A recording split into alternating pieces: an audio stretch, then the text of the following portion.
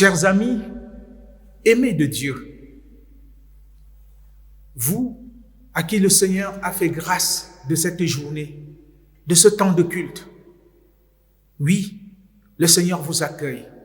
Il vous accueille là où vous êtes, tel que vous êtes. Et il veut faire de vous ce qu'il veut que vous soyez. À votre tour, accueillez-le et accueillez-vous les uns les autres. Dans le nom du Père, du Fils et du Saint-Esprit. Louons le Seigneur. Dieu notre Père, nous voulons te dire toute notre joie d'être accueillis par toi en ce jour. Tu as bien voulu nous rassembler pour que nous puissions te célébrer, te louer, t'exalter, mais aussi t'écouter. Nous voulons te dire notre reconnaissance parce que tu es Dieu. Il n'y en a point d'autre que toi. C'est par toi que nous avons la vie. Reçois notre louange, reçois notre adoration, reçois l'honneur qui t'est dû, Seigneur. Nos cœurs t'exaltent et te magnifient. Nous célébrons ta grandeur et nous louons ton Saint-Nom. Béni sois-tu, toi qui es le Dieu d'éternité. Merci, Seigneur, pour ta présence au milieu de nous. Amen.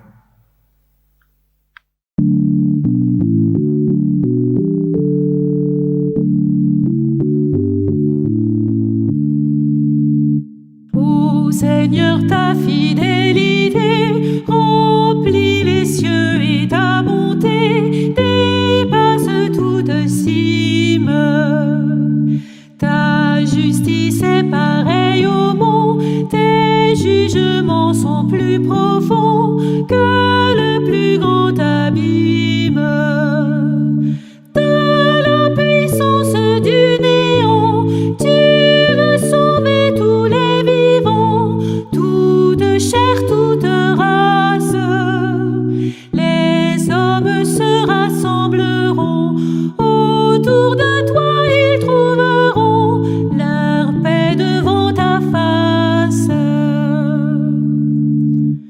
Que précieux est ton amour dans ta demeure nuit et jour, la table est toujours prête et tu nourris ceux qui ont faim de l'abondance de tes biens en un repas de fête. Ta joie est comme un flot puissant à la fraîcheur de ce torrent, nos cœurs se désaltèrent. La source de vie est en toi, par ta lumière l'âme voit triompher la lumière. Maintiens ta grâce aux hommes droits, donne à celui qui vient vers toi l'appui de ta justice. Garde-moi de tomber aux mains de ces méchants, de ces hautains, de peur que je faiblisse. Car ils voudraient chasser les tiens, les séparer de leur soutien, de leur seule assurance.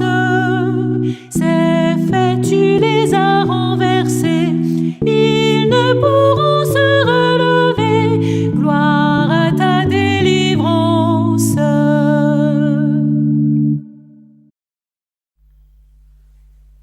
Je vous invite maintenant à la prière. Seigneur notre Dieu, nous voici devant toi. Nous voulons nous humilier pour te demander pardon pour tout ce qui en nous ne t'honore pas. Tu sais toi-même de quoi nous sommes faits. Tu sais combien nous ne faisons jamais le bien que nous désirons et toujours le mal que nous voulons éviter.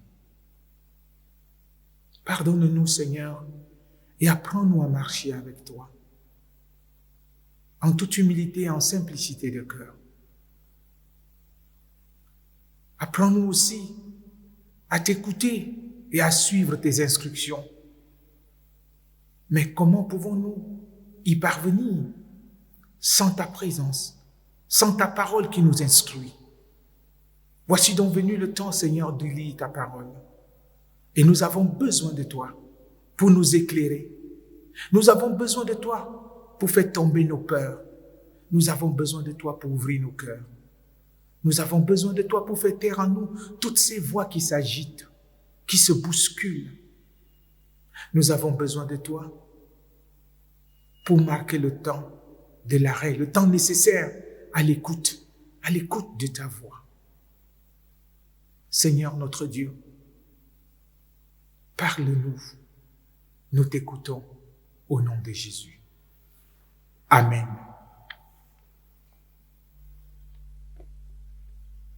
Notre texte de lecture de ce jour est celui de Matthieu 25, les versets 31 à 46. Lorsque le Fils de l'homme viendra dans sa gloire, avec tous les anges, il s'assiera sur le trône de sa gloire. Toutes les nations seront assemblées devant lui. Il séparera les uns d'avec les autres, comme le berger sépare les brebis d'avec les boucs. Et il mettra les brebis à sa droite et les boucs à sa gauche.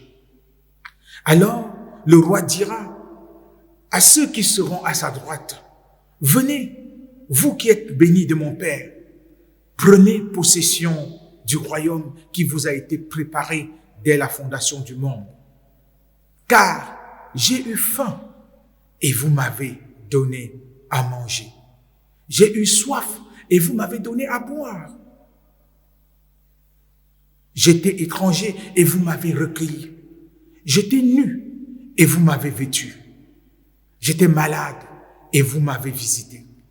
J'étais en prison et vous êtes venus vers moi. » Les justes lui répondront, « Seigneur, quand avons-nous vu avoir faim et t'avons-nous donné à manger, ou avoir soif et t'avons-nous donné à boire?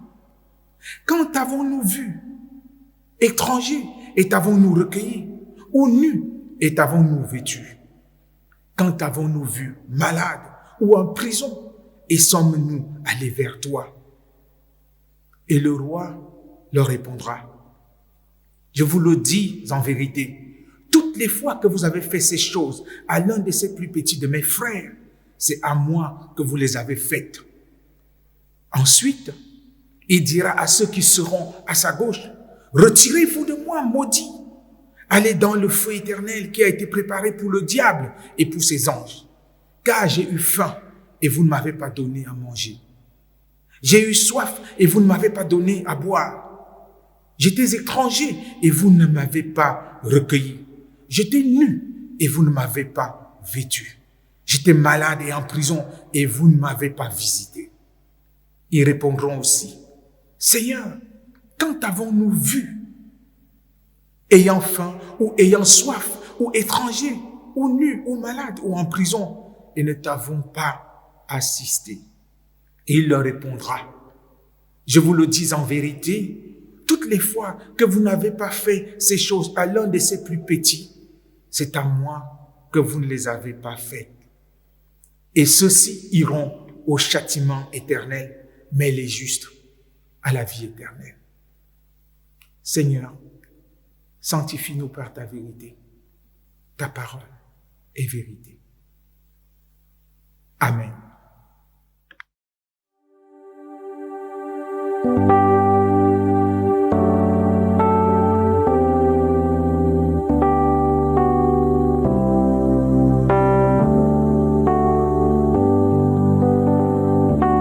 Oh, souffle, souffle de Dieu, nous t'accueillons. Viens purifier nos cœurs. Oh, souffle, souffle de Dieu, nous t'accueillons. Viens purifier nos cœurs. Rends-nous souples devant toi.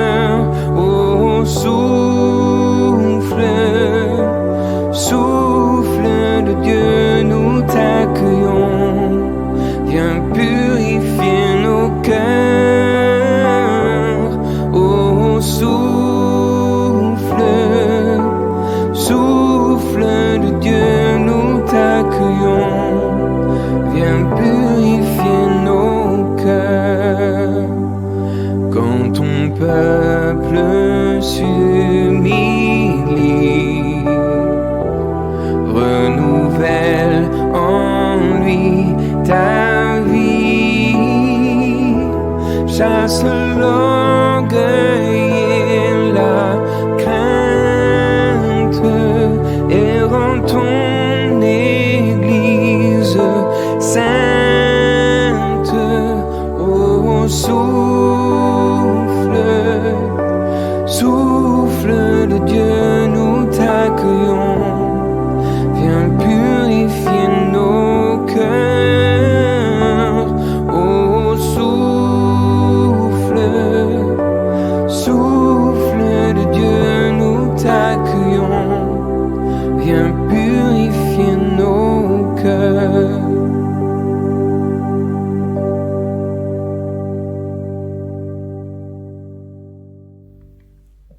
Chers frères et sœurs, vous avez suivi le texte que nous venons de lire. Un texte avec une tonalité assez étonnante. Un texte qui annonce le jugement. Oui, ce fameux mot, le jugement. Qui de nous n'a pas souvent entendu « Ne me jugez pas, je n'aime pas être jugé ». Et même d'ailleurs, dans la Bible, il est plusieurs fois dit par Jésus lui-même « Ne jugez point, afin que vous ne soyez pas jugés ». Mais ici, il est question du jugement. Et cette question du jugement occupe une place non négligeable dans les discours de la fin que Jésus prononce avant sa passion et sa mort. Et ce thème a été aussi repris autant pour moi par les apôtres dans leurs écrits et enseignements. Ce qui est bien connu par plusieurs personnes est présent dans la quasi-totalité de toutes les religions, c'est bien le jugement dernier. Et c'est vraisemblablement de ce jugement dernier dont il est question dans notre texte de ce jour. Quelques éléments l'indiquent d'ailleurs. Mais avant, n'est-ce pas, d'aborder ces éléments, je voudrais quand même ouvrir une parenthèse pour dire que ce n'est pas parce qu'il y a là le jugement dernier dans toutes les religions que l'approche du christianisme est pareille que celle des autres religions. C'est ce que nous allons essayer de voir dans le texte qui suit, avec les éléments, comme je le disais tantôt, qui nous montrent que nous sommes vraisemblablement en présence du jugement dernier. D'abord, le Fils de l'homme qui viendra dans sa gloire avec tous les anges. Nous voyons là comme une sorte de déploiement, n'est-ce pas, de la cour royale, ou j'allais dire la cour céleste, où le Seigneur, Fils de l'homme, vient avec ses attributs de juge, accompagné des anges. Le Fils de l'homme, Jésus, n'est-ce pas, nous savons que ce titre est un titre attribué à Jésus, Fils de l'homme, qui vient pour établir le jugement, pour juger. Et le verbe que Jésus utilise ici, et c'est quand même le futur. Il ne dit pas qu'il est déjà là, mais il dit le Fils de l'homme viendra dans sa gloire avec les anges. Il veut montrer que la chose n'est pas encore là, mais elle va se produire. Ce jugement aura lieu, nous dit le Seigneur. Et un autre élément important, n'est-ce pas, qui indique que nous sommes bien en présence de ce fameux jugement dernier, c'est le trône de gloire. Il s'assiera sur son trône de gloire. Le trône de gloire n'est plus à confondre avec la crèche, le lieu, n'est-ce pas, de la naissance de Jésus, qui est le lieu de toutes sortes de fragilités. Jésus, lorsqu'il est venu dans notre monde, était à la merci de toutes les intempéries. Il est venu dans le dénuement total. Il se dépouillait de tout ce qui faisait de lui Fils de Dieu et Dieu pour devenir homme avec nous. Il nous a rejoints dans notre humanité. Mais lors du jugement, ce ne sera plus pareil. Ce sera ce Seigneur de gloire qui viendra avec toute sa seigneurie, avec toute sa grandeur, avec toute sa splendeur, avec tous les honneurs qui lui sont dus pour pouvoir établir le royaume, pour pouvoir établir son trône de jugement. Et alors, il s'assiera sur son trône. Et quand on parle de quelqu'un qui s'assied sur son trône, ça veut dire qu'il est roi. Il est roi, il s'assied sur son trône. Jésus vient comme le roi dans l'établissement du royaume, comme je le disais tantôt. L'autre élément important est la présence de toutes les nations qui seront assemblées devant lui. toutes les nations seront assemblées devant lui, nous dit le texte. Ce qui veut dire qu'il n'y aura acception de personne. Ce sera toutes les nations, qu'on appelle ethnos ou ethnie, qui veut dire la nation ou les nations. Ce sera l'ensemble de tous ceux qui peuplent, n'est-ce pas, la face de la terre, qui seront appelés à se présenter pour le jugement. Et alors, le Seigneur commencera son jugement. Ce jugement, n'est-ce pas, va s'opérer par la séparation. Jésus, n'est-ce pas, lorsqu'il continue, fait mention de la séparation. Il va séparer les uns d'avec les autres. Les brebis d'avec les boucs, comme le ferait le berger, nous dit Jésus. Il mettra les uns à sa droite et les autres à sa gauche. Cette séparation montre clairement que les choses ne seront plus pareilles. Aujourd'hui, tout est mélangé. Aujourd'hui, le blé et l'ivraie croissent encore ensemble. Aujourd'hui, tout évolue encore. Il ne nous appartient pas. Aujourd'hui, frères et sœurs, et je l'ai souvent dit dans de nombreux messages, il ne nous appartient pas d'établir la séparation de quoi que ce soit. Oui, nous devons continuer simplement à annoncer l'évangile dans le monde où nous nous trouvons. Notre mission, notre vocation en tant que chrétiens et en tant qu'Église est de continuer à annoncer l'évangile en laissant le soin au Seigneur d'opérer la séparation quand cela se présentera. Ce sera la séparation des boucs avec les brebis.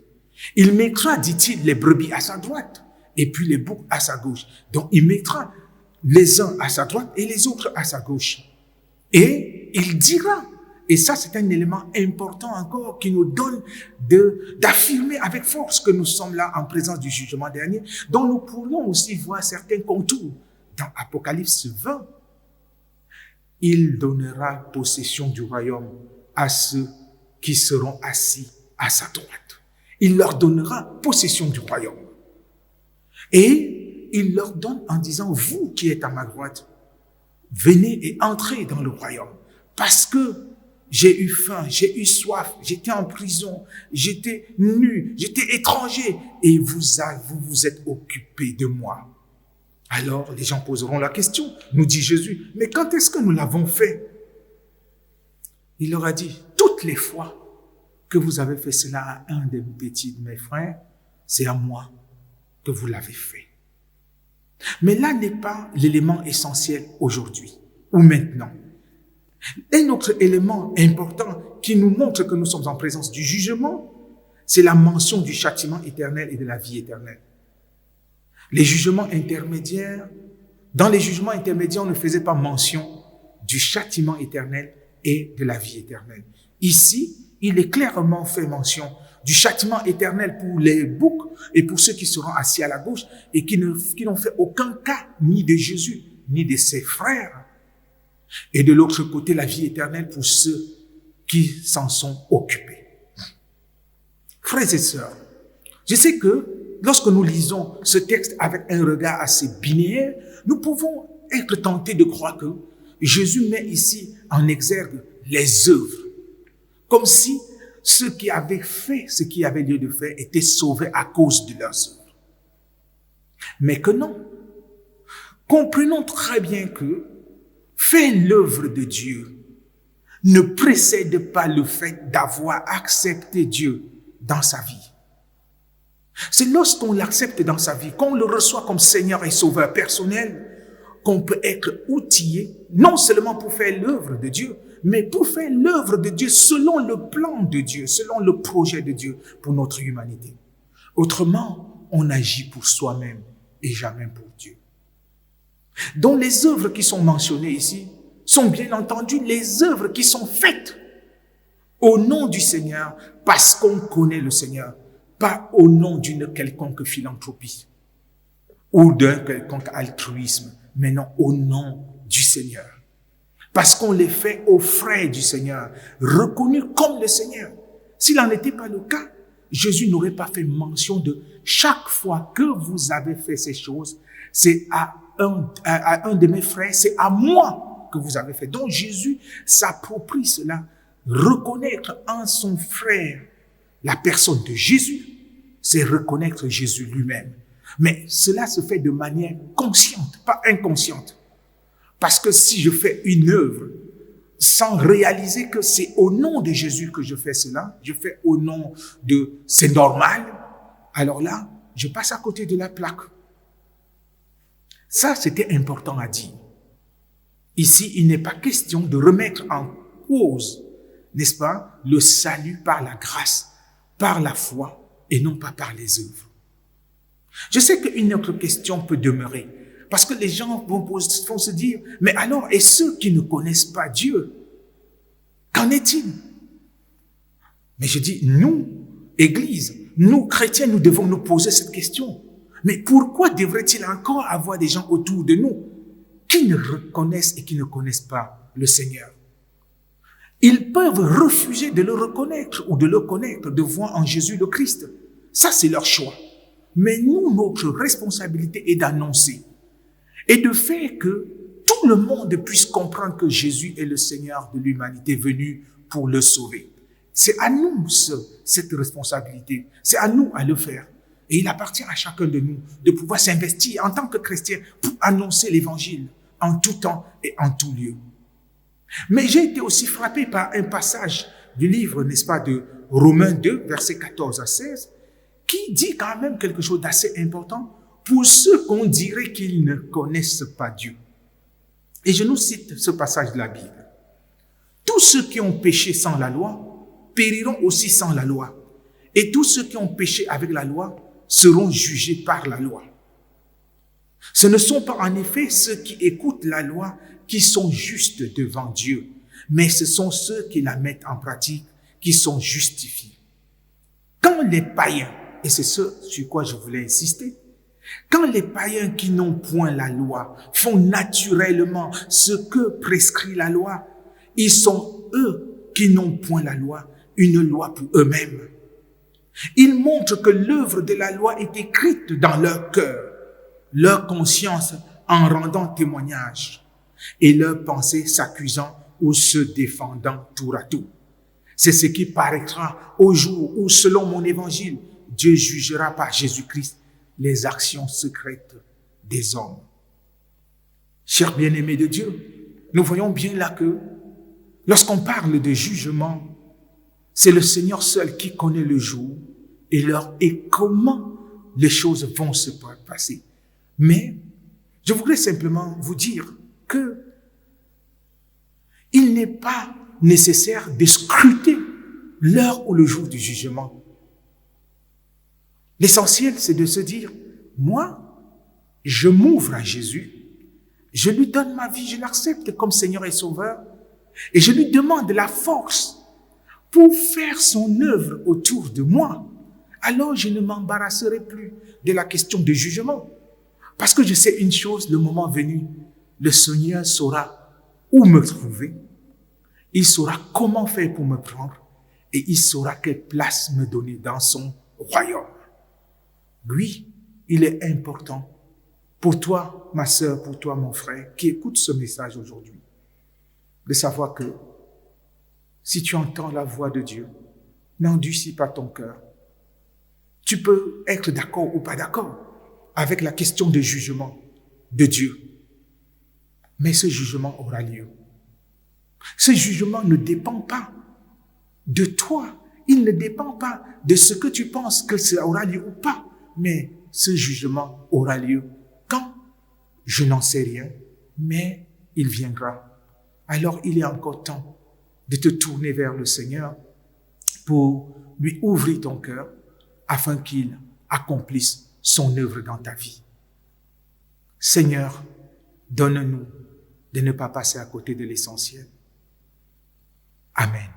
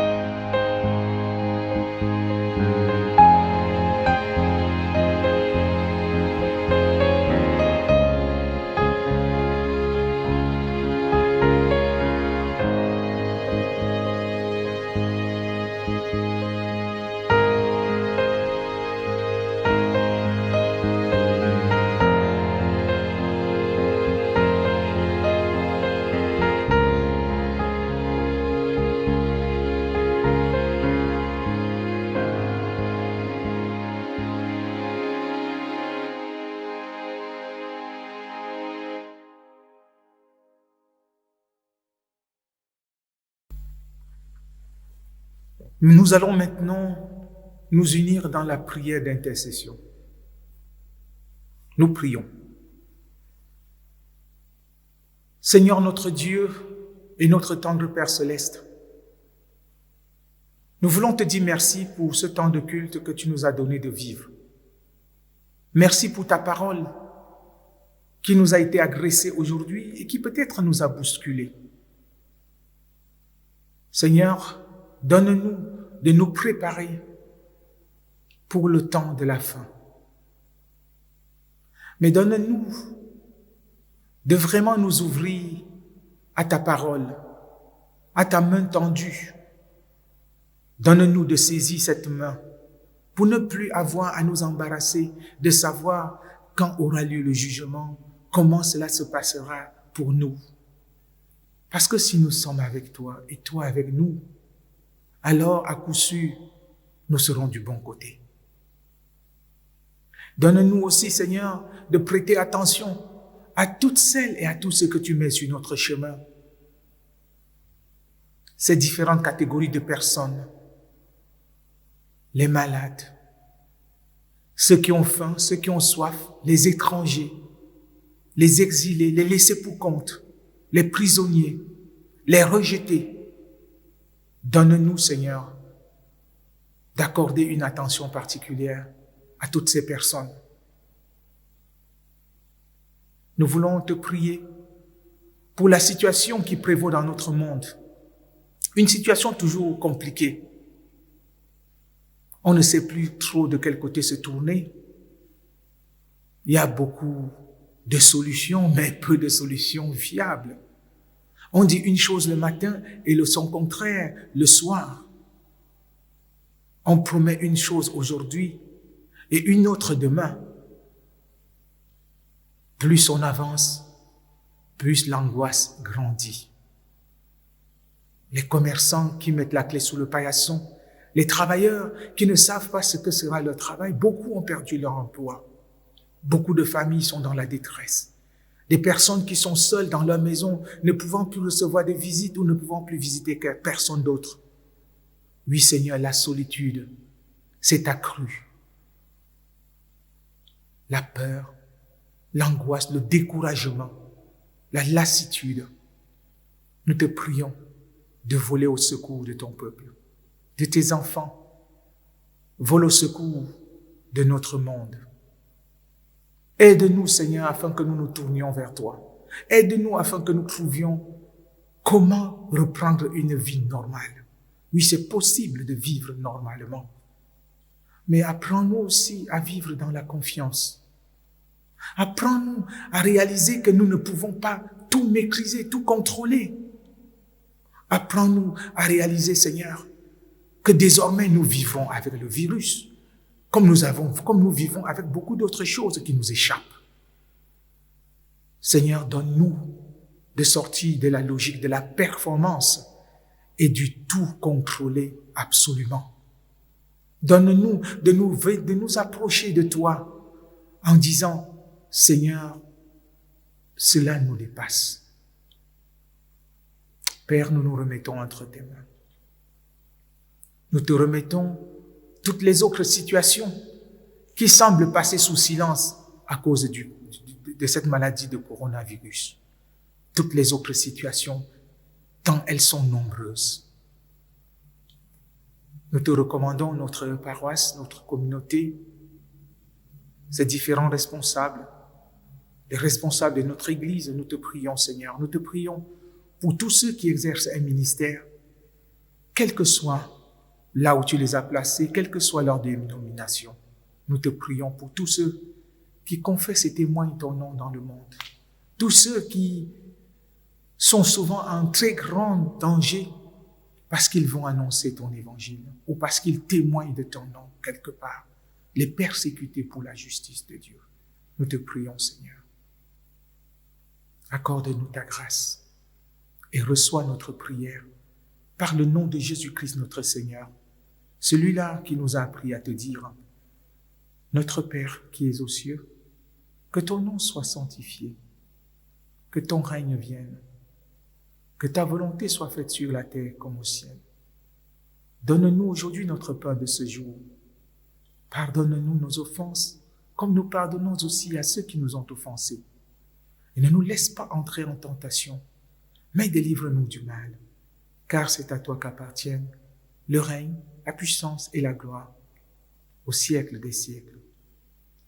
Amen.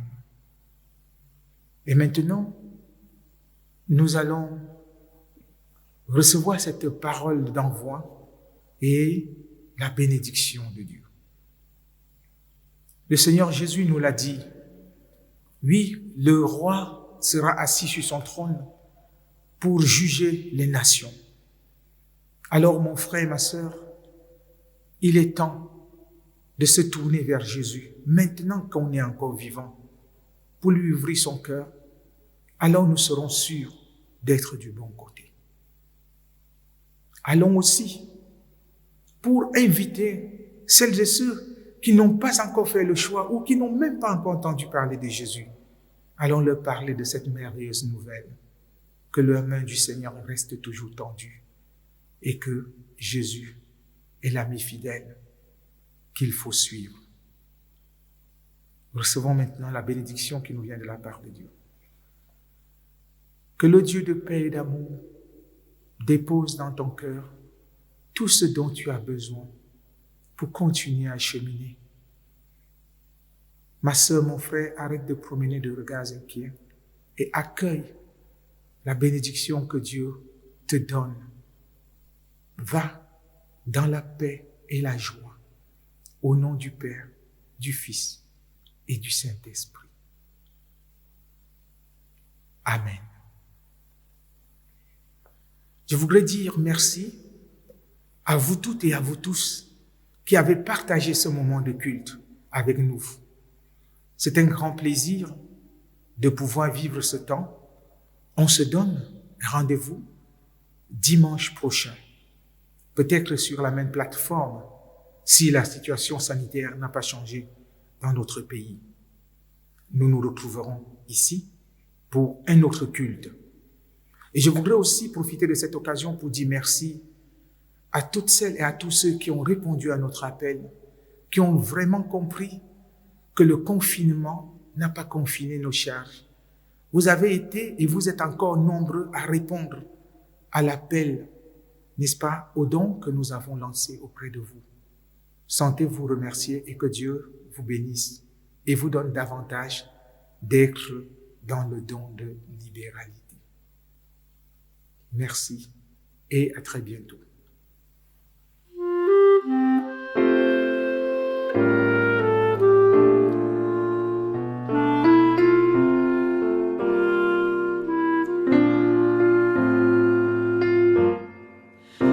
Que l'Éternel te bénisse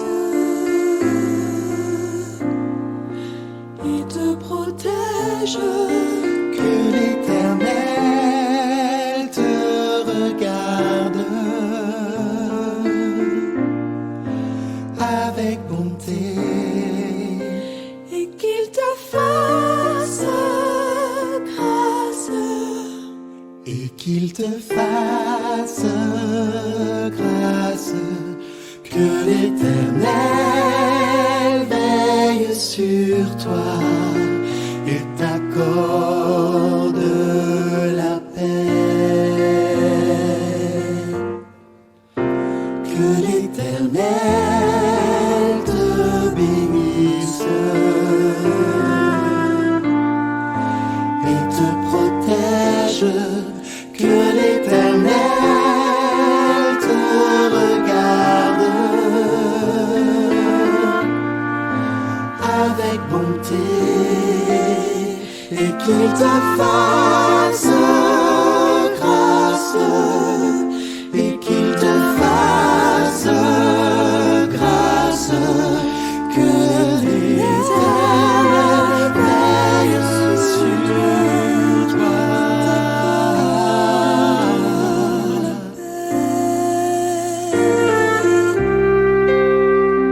et qu'il te fasse grâce et qu'il te fasse grâce.